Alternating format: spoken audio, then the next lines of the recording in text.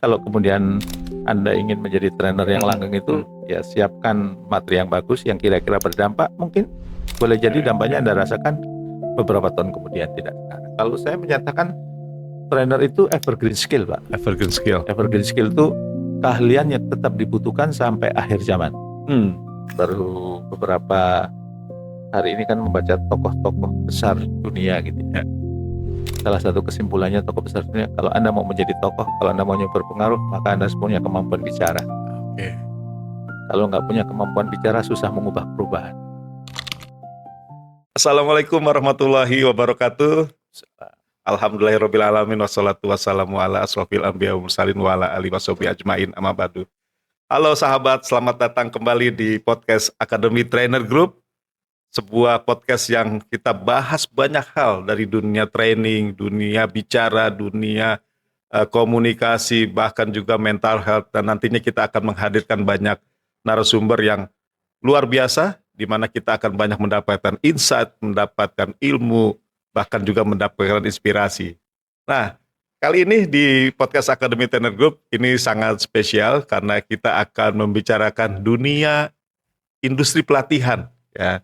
Sebuah industri yang mungkin teman-teman sahabat yang sudah menjadi trainer atau bahkan yang ingin menjadi trainer ya mungkin bisa tahu nanti seperti apa sih industri pelatihan saat ini dan ke depannya. Nah, untuk hal itu kami sudah kedatangan sebuah orang narasumber yang luar biasa yang sangat kami hormati dan kami cintai, seorang inspirator sukses mulia, seorang founder Academy Trainer Group, juga founder di Kubik Leadership dan juga banyak organisasi-organisasi dan perusahaan lain yang beliau pimpin.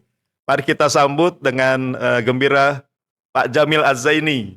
Saya izin manggil Bapak ya. Iya. Kalau manggil Bapak nanggung sepertinya. Ya, apa kabar Alhamdulillah, sukses mulia. Sukses mulia, inspirator sukses mulia. Jadi sibuk apa belakangan ini Sibuknya kalau nggak ngisi training, mengkader trainer, leader entrepreneur ya jalan-jalan sama keluarga sama cucu. Mantap, di jalan-jalan yang paling ini ya Iya. Gimana kuliah udah selesai atau gimana Kuliah sedang penelitian. Mudah-mudahan tahun ini kelar ya. Jadi Amin. Karena kalau di IP nggak boleh lulus kurang dari 2 tahun. Jadi insya Allah tahun ini akhir tahun tepat 2 tahun. Amin. Padahal sih bisa ya kalau mau 2 tahun gitu ya. Insya Allah bisa.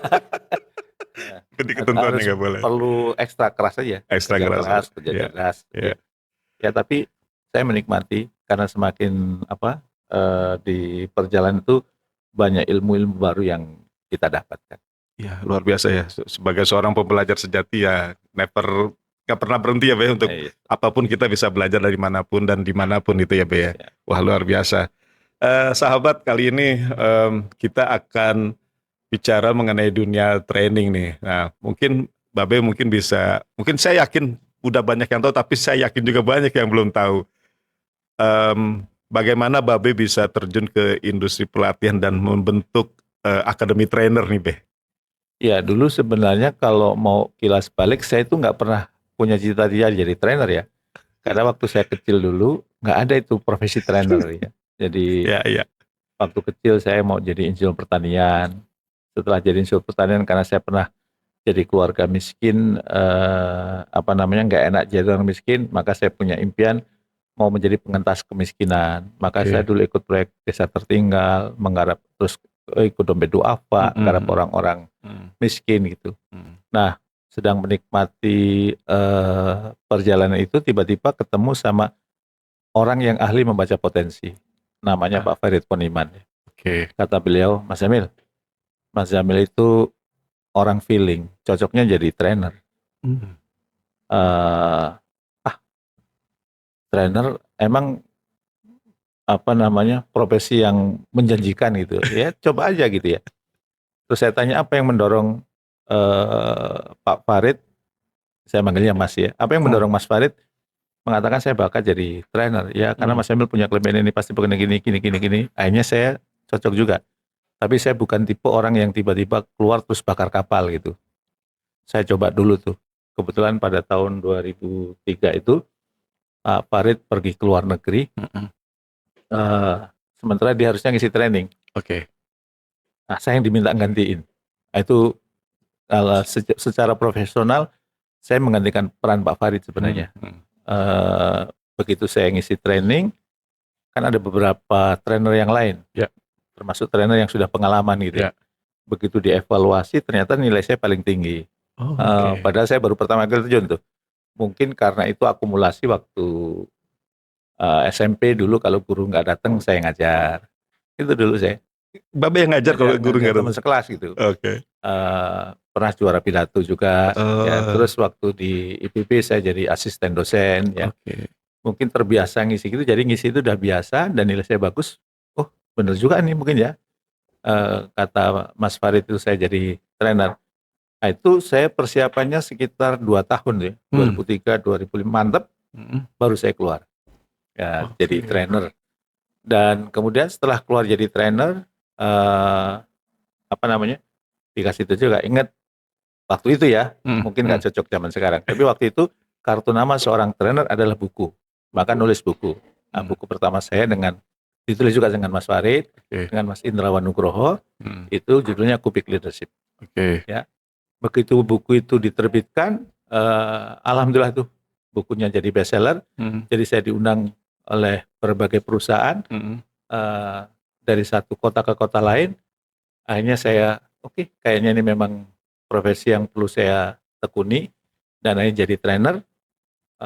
Dan begitu jadi trainer, begitu kadang-kadang ikut tender gitu di perusahaan, ini kok pesaing-pesaingnya dari luar negeri ya, yang dari lokal itu jarang ya gitu ya. Akhirnya saya berpikir kayaknya perlu melahirkan trainer-trainer dari Indonesia ini. Kenapa? Karena orang Indonesia ya lah yang tahu problem-problem yang dihadapi Indonesia. Orang Indonesia ya yang kemudian boleh jadi chemistry-nya nyambung dengan orang Indonesia gitu. Akhirnya saya mendirikan dulu namanya I2Move ya. Indonesia Inspiring Movement. Berbekal ingin menginspirasi Indonesia. Saya ingin menginspirasi Indonesia karena salah Indonesia, besar Indonesia, mencari nafkah di Indonesia, saya perlu berkontribusi untuk Indonesia dengan gerakan dulu I2Move. Mengajak orang lain, ayo kita inspirasi Indonesia, ayo kita inspirasi. Supaya inspirasi menarik, ya pakai gaya trainer, ya kan. Supaya orang itu menjadi menikmati. Nah, ternyata alhamdulillah dapat respon yang luar biasa, sehingga kalau Pak Syukur lihat sekarang ya hampir sebagian besar trainer-trainer yang sekarang sedang muncul di Indonesia itu alumni Akademi Trainer. Walaupun mungkin juga dulu alumni I2Move ya, sebelum berubah menjadi Akademi Trainer. Waduh, ya. Itu awal mulanya tadi terbentuknya Akademi Trainer ya. Jadi waktu menarik itu Pak Syukur, waktu saya mendirikan Akademi Trainer itu banyak yang komentar gini, Mas Jamil atau Pak Jamil, gimana sih trainer kok melahirkan trainer? Nanti rezekinya dimakan orang. Saya bilang, enggak, rezeki nggak bakal ketukar gitu ya. Kalau kita justru melahirkan orang lain, insya Allah rezekinya ditambah oleh Allah dari sisi yang lain. Kalau kita mengangkat derajat orang, insya Allah kita juga diangkat derajat dari jalur yang lain. Dan sekarang terbukti itu Pak Syukur. Kalau dulu saya ngisi training itu, sebelum punya banyak kader ya, itu kalau ngisi training, misalnya ada 4 sesi, ya saya harus ngisi 4 sesi. Sekarang kalau ada training 4 sesi, paling saya ngisi 1, atau bahkan saya nggak ngisi sama sekali. Kalau di dalam akad perjanjian tidak harus ada nama saya. Siapa yang ngisi? Alumni Akademi Trainer. Kader-kader yang saya training. Kan tetap aja ya, begitu tender kan yang maju nama perusahaan saya kan. Betul. Berarti apa? Penghasilan saya bukannya berkurang, tapi malah bertambah. Justru lewat siapa? Lewat kader-kader itu. Jadi insya Allah nggak akan mengurangi rezeki kita kalau kita berbuat baik kepada orang lain. Itu yang membuat saya makin semangat juga untuk terus memperbanyak melahirkan trainer, supaya memang semakin banyak penyeru kebaikan, itu akan menginspirasi Indonesia. Itu kira-kira. Dan selama Babe banyak menciptakan para trainer gitu ya, banyak kader gitu kan, dan Babe juga menjalani profesi karir sebagai trainer gitu ya.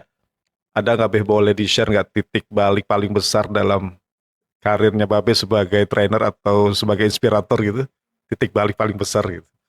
Titik balik paling besar itu yang membuat saya kemudian energinya mungkin lebih dari 100% gitu ya. Itu kalau melihat alumni-alumninya itu berhasil gitu ya. Jadi kalau misalnya tiba-tiba dia video call gitu ya, Assalamualaikum Babe, Waalaikumsalam.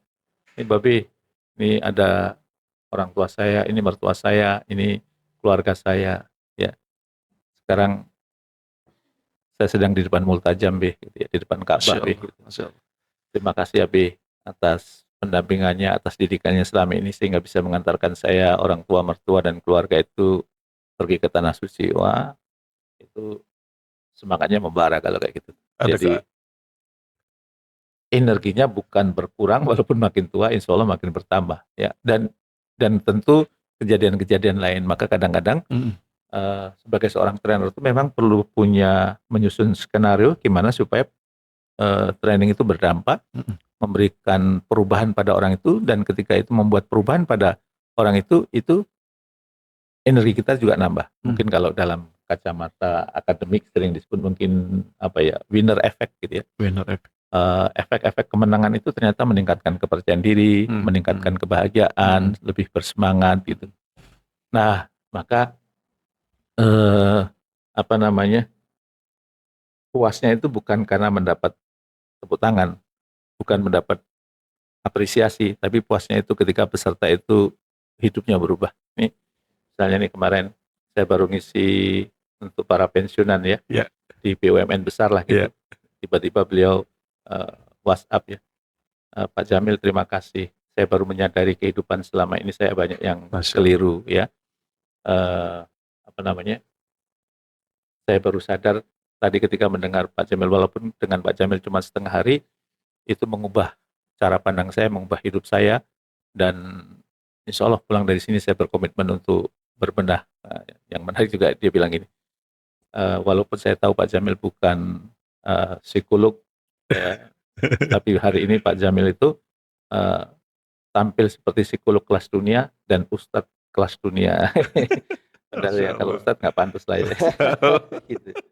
Kira-kira gitu. Wah, itu berarti ada kepuasan tersendiri ya ketika melihat alumni sukses, banyak alumni ngasih pelatihan. Alumni sukses, alumni punya komitmen untuk berubah. Ya, walaupun punya komitmen berubah, belum tentu juga berubah hidupnya. Betul. Karena baru komitmen gitu. Tapi biasanya ketika bertemu beberapa tahun kemudian, itu Pak Jamil saya sudah sampai pada titik ini. Gitu. Misalnya gini, kan dulu tahun 2006 saya pernah ngasih training tuh buat calon-calon karyawan di salah satu BUMN. 2006. Berarti sekarang sekitar 20 tahun yang lalu. Tiba-tiba kalau saya diundang ngisi, Pak Jamil masih ingat, aduh maaf saya lupa. Saya yang di training Bapak dulu tahun 2006 di Bandung dulu. Terus sekarang saya jadi direksi. Lumayan kan 20 tahun perjalanan jadi direksi ya. Oh ya, makanya saya ngundang Pak Jamil ke sini. Kenapa? Karena menurut saya salah satu yang mengubah hidup saya, Allah mengubah hidup saya itu melalui Pak Jamil. Jadi yang jadi direksi sekarang udah banyak training. Padahal dulu kan saya masih culun lah ya, 2006 itu ya. Itu happy gitu, seneng, luar biasa enjoy kalau gitu.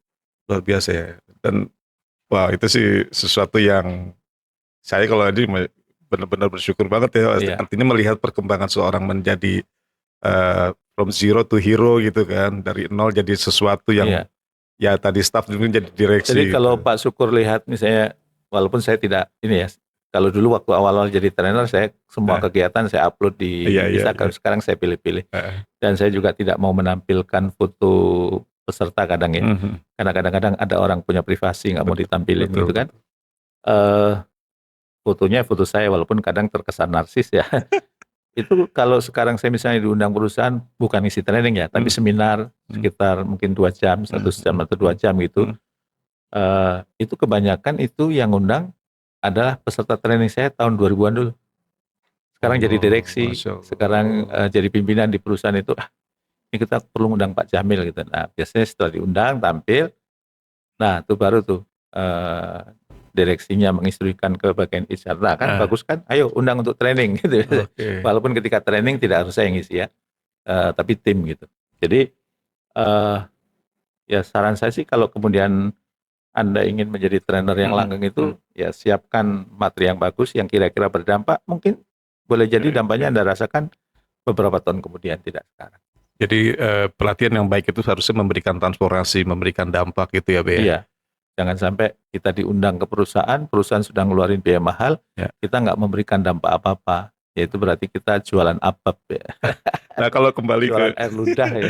kalau kembali ke 20 tahun yang lalu, Be, dibandingkan dengan yang sekarang gitu ya, pasti ada perkembangan di industri pelatihan gitu ya. Sebenarnya gimana sih kondisi dulu kalau 20 tahun yang lalu dengan 2026 ini, kondisi pelatihan itu, industri pelatihan seperti apa ya, Be?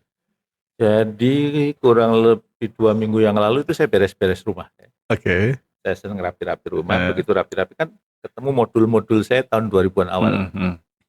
Kalau ketemu itu, ya Allah kayak gini kok dulu laku ya.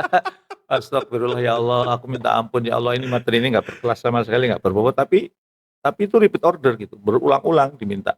Oke. Dan ya bukan berarti salah ya Pak, Ya. maksudnya kurang berbobot gitu. Ya. Mungkin aspek dukungan ilmiahnya kurang, Ya. aspek aplikatifnya kurang, tapi itu berbatch-batch diundang di perusahaan, mungkin sampai 40-an batch gitu ya. Tapi materinya itu begitu lihat, oh gini ya. Nah mungkin pada waktu itu tuh dibutuhkan. Tapi kalau sekarang sudah berubah. Kalau saya pakai itu nggak kepake sekarang. Nah, maka kita juga harus berubah. Apalagi juga tren dulu dengan sekarang itu berubah ya. Sekarang itu orang belajar lama-lama malas tuh. Mungkin efek dari kita ngelihat TikTok cuman sebentar scroll gitu ya. Itu kan mempengaruhi otak ya. Maka kalau kita nyusun materi ya yang pendek, menancap dalam gitu ya, tapi mudah diaplikasikan gitu. Jadi perbedaannya gitu. Terus yang kemudian zaman saya dulu tuh kalau ada training nangis-nangis itu dulu seneng. Training nangis-nangis. Iya nangis, zaman dulu. Maka saya dulu terkenal pinter buat nangis itu ya. Tapi kalau sekarang kayak gitu, mungkin orang berpikir ngapain sih nangis harus bayar mahal gitu. Orang datang ke tempat training sekarang cari solusi. Aku punya masalah ini bisa dibantu dipecahkan nggak? Kalau enggak, ya oke lah gue bayar lo kan gitu ya. Iya betul. Tapi kalau masalah gue selesai, gue bayar lo gitu. Nah jadi kalau mungkin zaman saya dulu Pak Syukur itu training jualan modul. Jualan modul. Saya punya modul ini, siapa yang mau? Gitu. Kalau sekarang kita jualan modul, kita ketinggalan. Maka jual solusi gitu. Lo punya problem apa? Ya oke, saya bisa bantu menemukan solusinya. Jadi saran saya buat trainer-trainer yang sekarang mungkin trainer lama gitu ya. Ya jangan jualan modul lah ya. Udah diganti switch ya. Ya, jual solusi, maka kita harus tahu problem yang mereka hadapi apa. Terus harapan mereka seperti apa, kemudian kita berikan solusi yang aplikatif, tapi aplikatif yang teruji ya, secara ilmiah maupun secara praktek gitu ya. Jadi kalau saya nyusun materi itu fondasinya 3A itu. 3A. Ilmiah. Jadi secara akademik bisa dipertanggungjawabkan. Ilahiyah. Tidak menyimpang dari nilai-nilai ajaran kebaikan, ajaran agama. Kemudian amaliyah. Bisa dipraktekin. Ilmiah. Ilahiyah, amaliyah. Itu pelajaran yang saya peroleh dari guru saya. Jadi kalau saya nyusun, nanti selalu ini bisa dipraktekin nggak ya? Ini kalau dipraktekin berdampak nggak ya buat perusahaannya? Jadi supaya kita nggak jualan modul. Supaya kita tidak jualan abab, jualan air ludah gitu. Tapi memang jualan solusi, dan sepulang dari training mereka, gue memang pantas nih bayar sekian juta, tapi masalah saya selesai gitu. Jadi bagaimana sebuah perusahaan pelatihan, penyedia pelatihan itu bisa memberikan solusi, itu sebenarnya merupakan tantangan saat ini ya, Be? Kalau menurut saya kewajiban ya. Kewajiban ya? Iya. Kalau tantangannya berarti apa? Mungkin memadukan perkembangan teknologi yang ada sekarang ya. Kemudian tantangannya memang kemudian kita harus tahu problem-problem yang dihadapi mereka sehingga metode kita nggak kaku gitu ya. Dan kemudian kita harus punya banyak pendekatan karena setiap perusahaan, setiap komunitas atau setiap organisasi itu budayanya beda, mungkin cara kerjanya beda, sehingga kemudian boleh jadi esensi materinya sama, tapi metodenya bisa berbeda, kasus yang diangkat jadi berbeda gitu. Oh, jadi memang sebenarnya ya harus jeli juga terhadap sebuah permasalahan yang dihadapi oleh corporate, individu segala macam ya, Be. Makanya kita harus menggali sama klien kita. Ya. Makanya saya paling nggak mau tuh kalau dia, Pak Jamil punya modul apa saja, tolong dikirim. Ogah, saya bilang Itu gitu. berarti 20 tahun yang Nah, lalu. itu 20 tahun yang lalu. Dan boleh jadi dia belajar 20 tahun dipraktekin sekarang udah nggak cocok. Saya bilang kalau kalau kayak gini cuman ngabisin anggaran kamu gitu ya. Yang apa? Karena yang saya sampaikan tidak sesuai kebutuhan kamu gitu. Sehingga kemudian mungkin peserta training main HP, bolak-balik keluar ruangan gitu ya. Ya enggak dia ikut karena mungkin trainingnya itu mandatori, kewajiban ya, bukan karena kebutuhan dia Betul. gitu. Iya, itu yang membuat kita sebagai trainer pun jadi nggak puas kan. Jadi apa namanya? Boleh jadi winner effect kita jadi berkurang Efek ya. jadi berkurang. Jadi willpower kita lama-lama menurun, akhirnya kehilangan energi. Dan itu Babe kalau diundang seperti itu bisa nolak ya Be? Kalau saya diundangin apa? Ya benar kayak orang nggak jelas itu, TNA-nya nggak jelas, wah ini bikin hadir aja, kita cuma bikin akhir tahun cuma bikin acara gitu. Ya saya bilang kalau masih bisa dikali kita Kayak gali. kali. Kalau enggak ternyata apa ini untuk ngabisin anggarannya, ya sudah cari pembicara yang lain aja. Oke. Ya, saya bukan tipe yang menghabisin anggaran. Bukan munafik bahwa saya perlu uang untuk gaji karyawan saya ya. Iya betul. Tapi kalau kemudian dari awal itu kita sudah tahu bahwa ternyata ini hanya sekedar menghabiskan anggaran gitu. Biasanya, kan saya pernah nyoba juga. Biasanya ketika training peserta juga nggak perhatian. Oke. Kita hanya pelengkap aja. Mungkin boleh jadi karena prasyarat harus ada trainingnya gitu. Dan seorang Babe pernah ngalamin posisi gitu? Pernah lah. Karena nggak enak yang undang kan temen. Ya pokoknya kenal gitu ya. Jadi aku mangkat ya. Tapi dikali-kali ya nggak dapet ya sudah aku berangkat begitu. Tahu sih gambaran secara umum, tapi ternyata kalau mau dibilang gagal, menurut saya training itu gagal buat saya ya. Walaupun buat mereka, Mas Jamil gila, trainingnya bagus banget ya. Buat saya itu gagal gitu. Oke. Dan nanti kalau Babe perhatikan sebagai sebagai guru para trainer, terus juga sudah memiliki banyak lembaga pelatihan. Ini tren 3 sampai 5 tahun ke depan ini tren di industri pelatihan ini akan seperti apa ya, Be? Kalau menurut saya trennya itu memadukan unsur teknologi harus masuk ya. AI sekarang itu ya, Be? Ya, memadukan trennya ya. Terus boleh jadi konten-kontennya konten yang memang dibutuhkan oleh mereka yang aplikatif ya. Yang kalau nggak ketemu kita, dia susah berkembang. Kalau hanya nonton YouTube, nonton belajar online itu mungkin dia kalau di situ hanya transfer knowledge, maka kalau kita itu ya transfer knowledge-nya ada, transfer attitude-nya ada, transfer aplikasinya ada, itu yang dibutuhkan. Mungkin kalau dalam dunia pembelajaran itu ada knowledge, attitude, skill itu ya. Itu kudu lengkap tuh. Kalau zaman dulu itu kan kayak jargon aja. Jadi training cuma transfer knowledge, enggak. Kalau kita sekarang ya transfer knowledge iya, attitude iya, skill juga iya gitu. Artinya apa?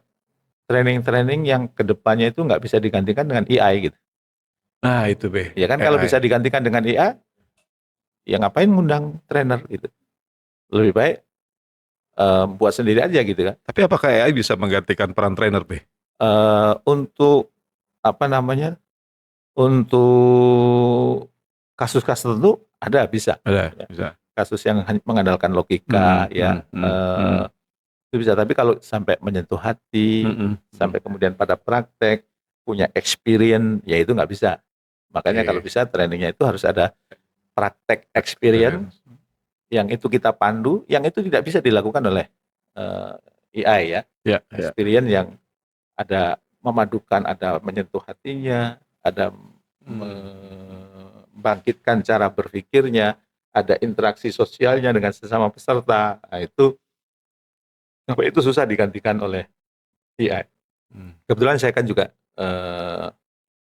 dalam beberapa hal kan saya minta bantuan AI juga ya. Minta bantuan itu untuk memastikan bahwa untuk menguatkan apa yang sudah kita sampaikan, bukan bahan pokok utama ya. Jadi membantu, AI itu sifatnya membantu. Jadi dia harusnya jadi budak kita gitu. Bukan kita mengandalkan sepenuhnya ke AI. Jadi artinya walaupun perkembangan industri teknologi AI, peran seorang trainer masih dibutuhkan ya, Be ya. Kalau saya menyatakan trainer itu evergreen skill, Pak. Evergreen skill. Evergreen skill itu keahlian yang tetap dibutuhkan sampai akhir zaman. Ya, saya baru beberapa hari ini kan membaca tokoh-tokoh besar dunia gitu. Ya. Salah satu kesimpulannya tokoh besar dunia, kalau Anda mau menjadi tokoh, kalau Anda mau berpengaruh, maka Anda harus punya kemampuan bicara. Oke. Kalau nggak punya kemampuan bicara, susah mengubah perubahan. Dua ya, bicara dan menulis. Kalau menulis mungkin zaman dulu, kayak Pak M. Nasir tulisannya berapa buku ya, tokoh-tokoh zaman dulu. Tapi kalau era sekarang bukan hanya menulis, harusnya bicara gitu. Nah, salah satu kemampuan trainer itu kan harus punya kemampuan bicara kan. Betul. Ya, betul. Jadi kalau menurut saya trainer itu, atau kalau mau saya nggak mau jadi trainer, ya kalau toh Anda nggak mau jadi trainer, Anda harus tetap punya kemampuan bicara. Betul. Kemampuan bicara yang menarik apa? Kemampuan bicara sekelas trainer gitu kan. Walaupun nggak jadi trainer, misalnya Anda CEO perusahaan ngasih pengarahan kan, betul. Anak buahnya perlu jelas tuh, supaya clear, penuh semangat, penuh energi. Ya oke, saya tidak jadi trainer, saya direksi di perusahaan. Tapi ketika saya mengarahkan anggota tim saya, gaya saya seperti kayak trainer sehingga mempengaruhi tim saya penuh semangat, penuh gairah, arah yang jelas gitu kira-kira. Nah kalau arti kan tadi industri pelatihan sebenarnya masih dibutuhkan, terus perkembangan teknologi juga ya berpengaruh tapi bisa digunakan untuk keperluan training gitu ya. Nah buat para sahabat nih alumni Akademi Trainer atau orang yang ingin mau mulai industri pelatihan itu ada agak sebuah apa ya, mulainya tuh dari mana ya sebaiknya gitu loh Ini buat trainer baru atau bisa buat ya, kalau mungkin kita bagi dua nih kalau buat yang alumni Akademi Trainer deh yang sudah trainer yang kalau mau mulai harusnya tahu apa problem yang dihadapi masyarakat. Tahu problem yang dihadapi masyarakat. Dan kira-kira dari problem-problem itu bisa ada nggak solusi yang bisa kita tawarkan? Kalau punya itu keren tuh ya. Kalau dalam bahasa sederhana itu masing-masing kita kan punya keahlian. Ya, setuju. Keahlian itu lahir kan dari sesuatu yang dicintai oleh kita. Ya. Tapi nggak cukup dicintai, perlu dikuasai oleh kita. Boleh, saya punya pengalaman, Pak Syukur punya pengalaman yang dicintai, dikuasai. Kalau itu kemudian dikaitkan dengan tren, itu dibutuhkan nggak keahlian itu oleh masyarakat? Kalau dibutuhkan oleh masyarakat itu kita dibayar nggak untuk menyelesaikan solusi itu? Dan kalau saya tambah, itu diridhoi nggak sama Allah? Jadi 5D tadi ya, kan berbagi ilmu itu sesuatu yang dicintai oleh kita, dikuasai oleh kita, dibutuhkan masyarakat, kita dibayar, dan kemudian kita diridhoi sama Allah. Nah, kalau 5D itu ada. Nah, kan ada orang yang dia senang sih mau jadi trainer, tapi dia sebenarnya belum menguasai materinya. Jadi dia cuma baru dicintai, tapi belum dikuasai materinya. Contoh yang saya suka geleng-geleng kepala gitu ya. Misalnya baru ikut training public speaking gitu, atau dan itu training pertama buat dia gitu. Ikut katakan STC di Speak to Change for Professional Trainer di Akademi Trainer. Pulang dia mau langsung membuat kelas public speaking. Gimana sih belum punya jam terbang? Ya kok buat kelas public speaking gitu. Yang dia juga belum terbukti laku. Ya. Kalau saya membuat kelas public speaking, terpercayalah kenapa? Saya sudah laku kan gitu ya. Tapi kalau ini belum belum diundang perusahaan, tiba-tiba membuat kelas public speaking, baru belajarnya baru sekali. Saran saya kayak gitu-gitu dihindari. Harusnya Anda menguasai dulu ya, memperbanyak jam terbang dulu. Ternyata sudah ketemu di jalan polanya kayak gini. Ini sudah saya kuasai nih, baru tuh kalau mau buat kelas itu ya. Jadi jangan cuma karena dicintai saja, tapi Anda harus dikuasai juga oleh Anda ilmunya. Itu kesalahan yang sering Babe lihat di trainer-trainer pemula ya Be? Trainer pemula ya itu salah satu kesalahan.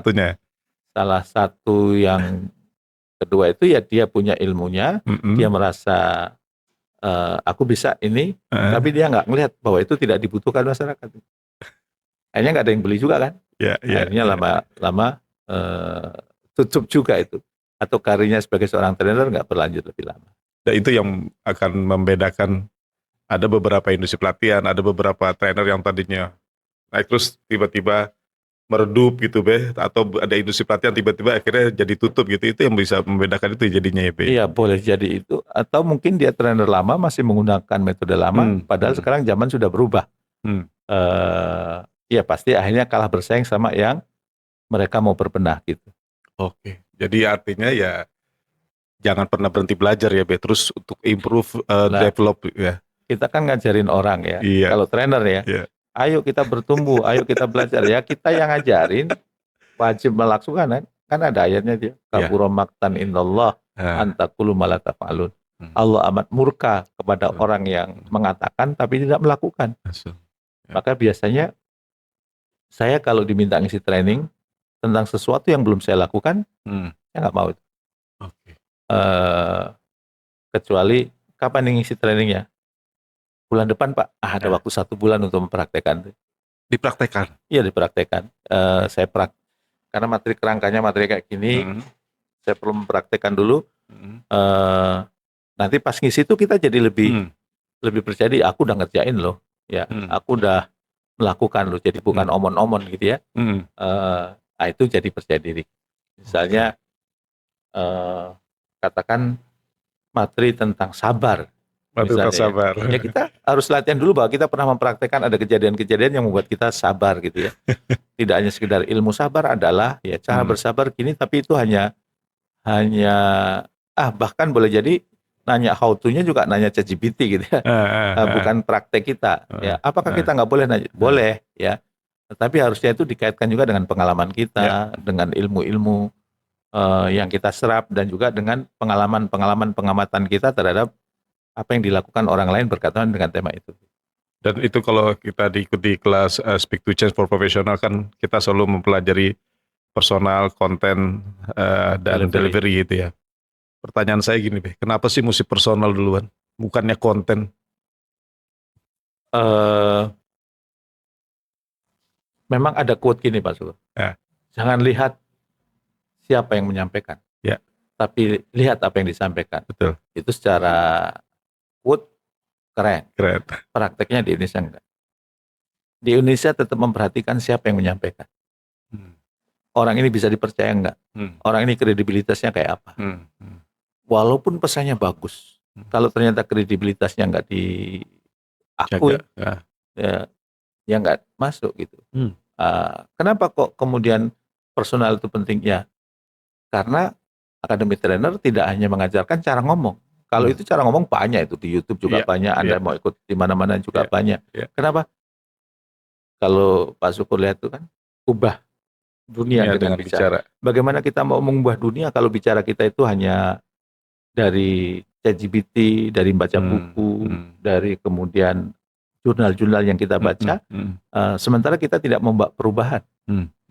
Kan itu berarti kebohongan publik ya. Kebohongan publik. Ya, maka personal itu penting supaya apa? Yang ngomong itu punya kredibilitas. Yang ngomong itu orang trust dengan apa yang disampaikan, orang juga respect dengan apa yang dilakukan. Karena trust respect itulah yang kemudian bisa mempengaruhi. Jadi kalau kita belajar ilmu leadership itu kan inti dari leadership kan influence. Pengaruh. Pengaruh itu akan muncul kalau kita kalau orang itu trust sama kita, orang itu respect sama kita. Begitu orang tidak trust dan tidak respect sama kita, susah dibawa perubahan. Dan susah juga kemudian orang kalau toh kita minta untuk menyusun action plan, menyusun rencana kerja, atau terbuka dengan masalah-masalah yang dihadapi. Ya ibaratnya gini lah, Pak Sukur naik pesawat ke Bali, duduk di sebelah orang yang baru dikenal. Kan nggak mungkin cerita-cerita pribadi kan? Iya. Karena belum tahu siapa ini Pak Sukur, siapa ini orang di. Tapi kalau sudah kenal, bahkan mungkin cerita berantem sama istri juga diceritain, ceritain berapa utangnya mungkin disampaikan kan gitu.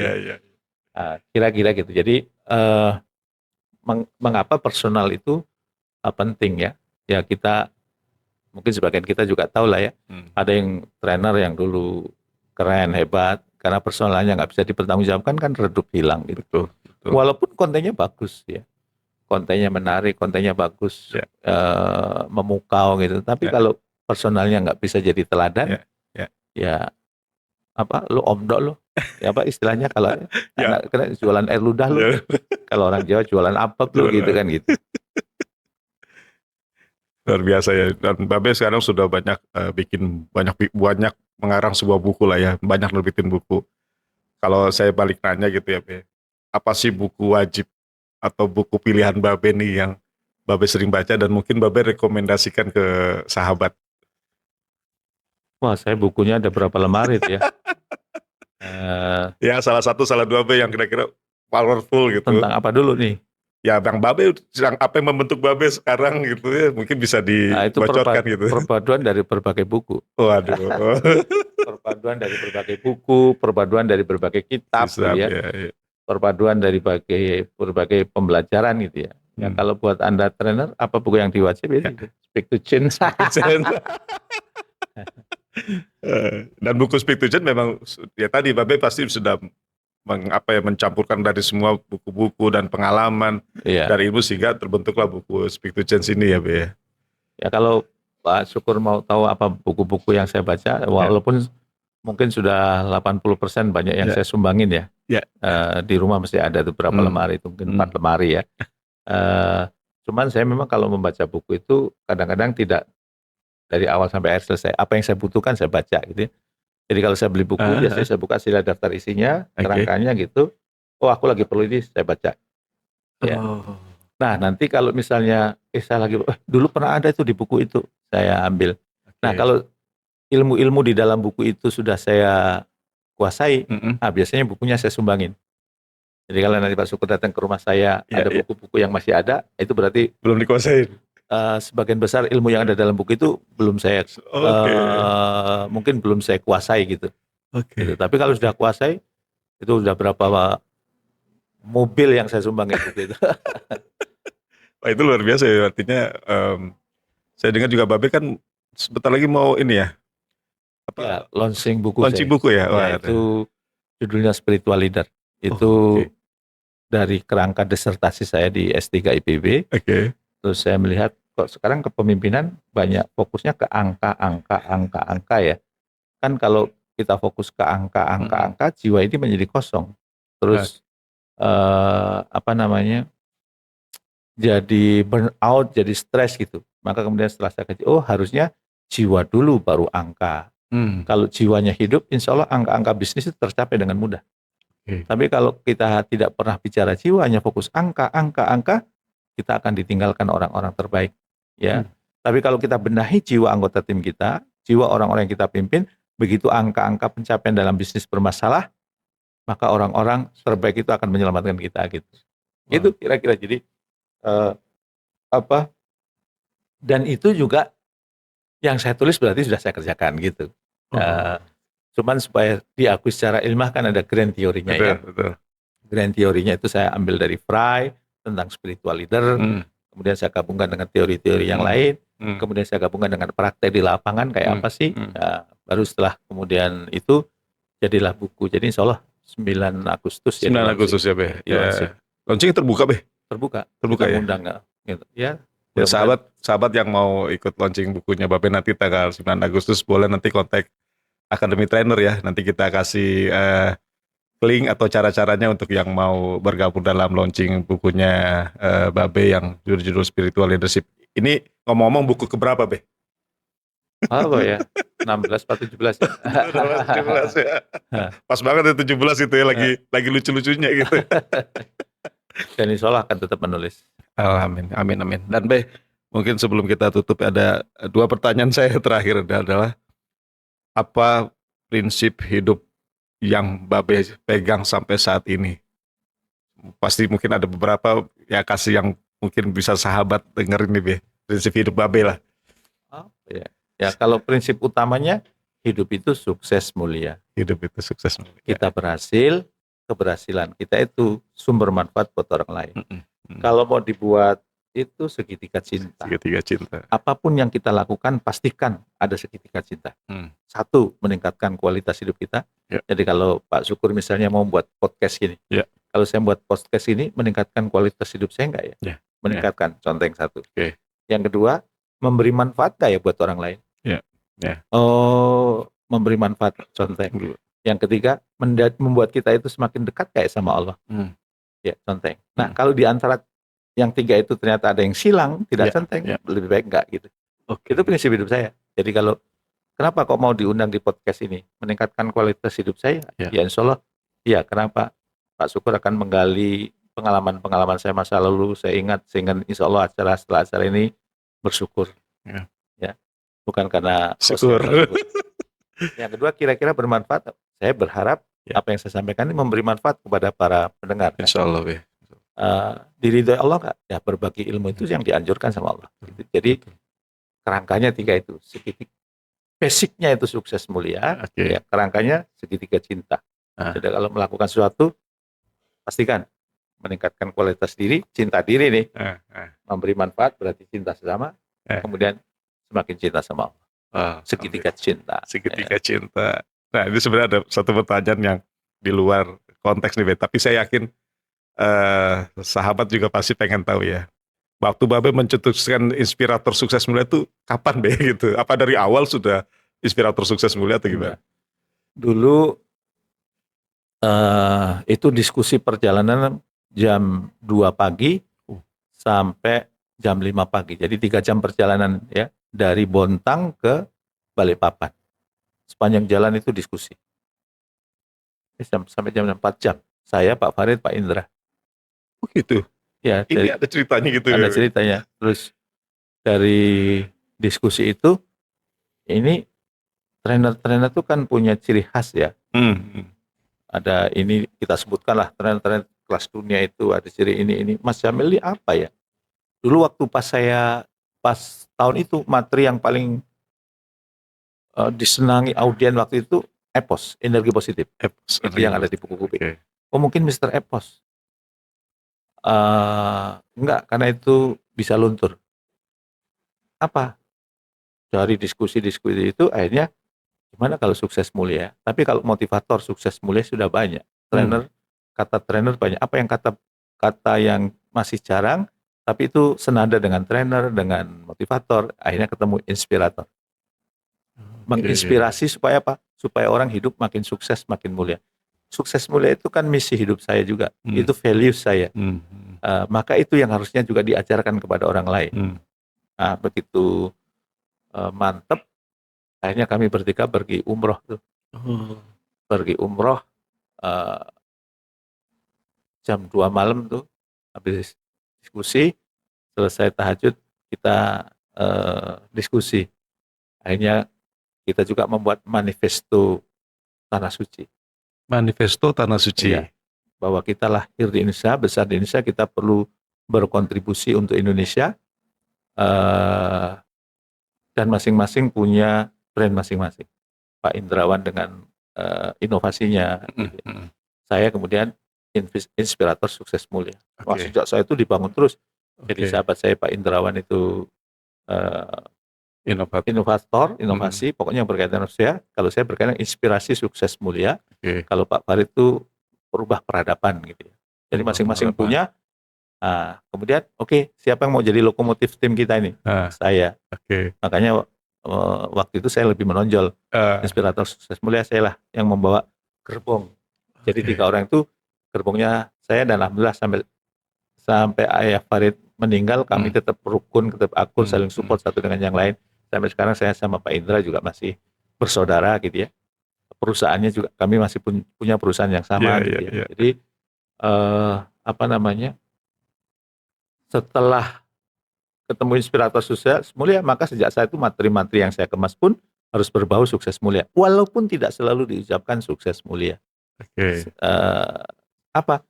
Ya lo kalau jadi pemimpin, jadilah pemimpin yang benar-benar mimpin. Itu kan sukses ya. Tapi jangan lupa berdayakan dong anggota tim lo. Itu kan mulia. Kata Jack Welch, sebelum kamu menjadi pemimpin, sukses adalah menumbuhkan diri sendiri. Tapi begitu kamu jadi pemimpin, sukses adalah menumbuhkan orang lain. Itu kan mulia. Betul. Selalu muatan-muatannya ada sukses mulia, sukses mulia. Begitu juga misalnya memberikan training kepada pensiun. Sudah pensiun, tetap produktif, tetap berkarya. Itu kan sukses. Betul. Jangan lupa mulia. Perbanyak amal soleh yang ditinggalkan, sehingga nanti kita meninggal kita masih punya bekal yang besar untuk kemudian dapat pasif pahala gitu ya. Meninggalkan legacy, meninggalkan kebaikan buat generasi setelah. Itu kan mulia juga. Betul. Termasuk Academy Trainer kan. Mengubah dunia dengan bicara. Dengan bicara itu, karena dia jadi trainer, jadi inspirator, jadi motivator, itu dia dapat penghasilan, tapi harus punya misi mengubah dunia. Itu kan kemuliaan. Betul.